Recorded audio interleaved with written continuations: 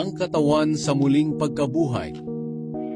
Maaaring may magtanong, paano bubuhayin muli ang mga patay?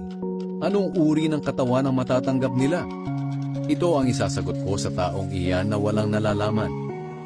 Ang inihahasik na binhi ay hindi mabubuhay hanggat hindi ito namamatay. At kahit anong binhi ang itanim mo, trigo man o ibang binhi, magiging iba ang anyo nito kapag tumubo na. Ang Diyos ang nagbibigay anyo sa binhing iyon, ayon sa kanyang kalooban. At ang bawat binhi ay may kanya-kanyang anyo kapag tumubo na. Ganoon din sa katawan. Hindi lahat ng katawan ay pare-pareho. Iba ang katawan ng tao, ng hayop, ng ibon at ng isda. May mga katawang panlupa at may mga katawang panlangit. At ang bawat isa'y may kanya-kanyang kagandahan. Iba ang kagandahan ng katawan dito sa lupa, at iba rin naman ang kagandahan ng katawan doon sa langit. Iba ang ningning ng araw sa ningning ng buwan, at iba rin naman ang ningning ng mga bituin. At kahit ang mga bituin ay may iba't ibang ningning, ganyan din sa muling pagkabuhay ng mga patay. Ang katawang inilibing ay mabubulok, ngunit kapag ito'y muling binuhay, hindi na ito mabubulok kailanman. Ang katawang inilibing ay pangit at mahina. Ngunit kapag ito'y muling binuhay, ito'y maganda na at malakas. Ang katawang inilibing ay panlupa. Ngunit kapag ito'y muling binuhay, ito'y panlangit na. Sapagkat kung mayroong katawang panlupa, ay mayroon din namang katawang panlangit.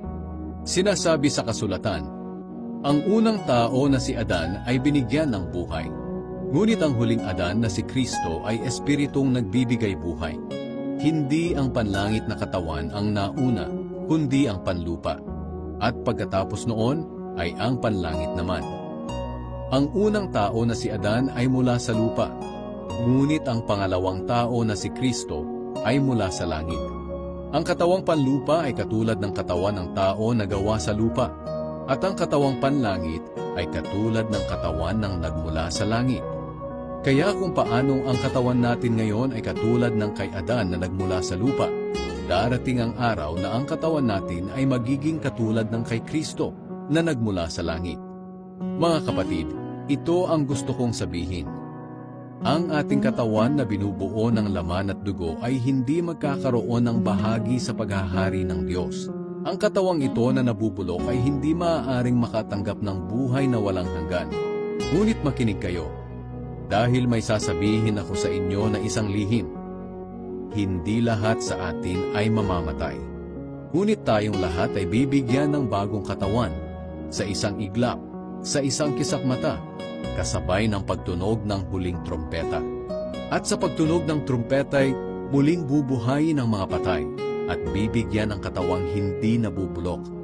At tayong mga buhay pa ay bibigyan din ng bagong katawan. Sapagkat itong katawan nating nabubulok at namamatay ay dapat mapalitan ng katawang hindi nabubulok at hindi namamatay. At kapag ang katawang ito na nabubulok at namamatay ay napalitan na ng katawang hindi nabubulok at hindi namamatay, matutupad na ang sinasabi sa kasulatan na nalupig na ang kamatayan, ganap na ang tagumpay. Nasaan o kamatayan ang iyong tagumpay? Nasaan na ang iyong kapangyarihan? May kapangyarihan lamang ang kamatayan sa atin dahil sa kasalanan. At may kapangyarihan ang kasalanan sa atin dahil mayroong kautusan. Ngunit salamat sa Diyos dahil binigyan niya tayo ng tagumpay sa mga